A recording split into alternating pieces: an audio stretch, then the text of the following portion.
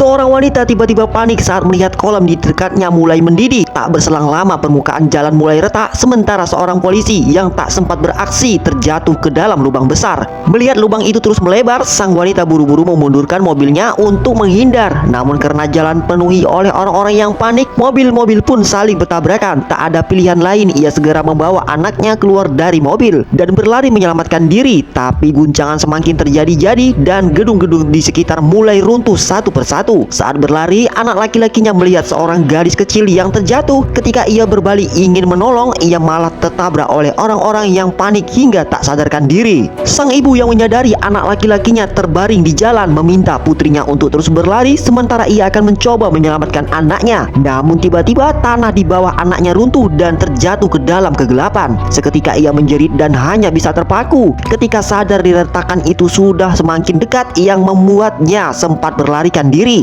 Tepat sebelum ia terjatuh, sebuah tangan meraih pergelangan tangannya. Ternyata itu putrinya yang kembali untuk menyelamatkannya. Namun sang ibu yang tak ingin putrinya ikut terjatuh dengan berat hati melepaskan genggaman tersebut. Ketika sang ibu jatuh ke dalam kegelapan, tiba-tiba cahaya hijau misterius menyelimuti tubuhnya. Saat tersadar, ia mendekati dirinya berada di tengah padang yang luas dan hanya melihat cahaya hijau di langit. Bahkan tidak ada sinyal di ponselnya. Saat ia berjalan mencari jalan pulang, ia melihat asap tebal mengepul di kejauhan dan segera berlari ke arah tersebut. Ternyata di sana berkumpul banyak orang yang juga berjatuh ke dunia itu. Tak lama kemudian seorang memanggil yang ternyata anaknya. Melihat anaknya tidak terluka, ia pun merasa lega. Ketika ia mencoba bertanya kepada orang-orang sekitar, mereka juga tak tahu apa yang sebenarnya terjadi dan bagaimana cara kembali ke dunia mereka.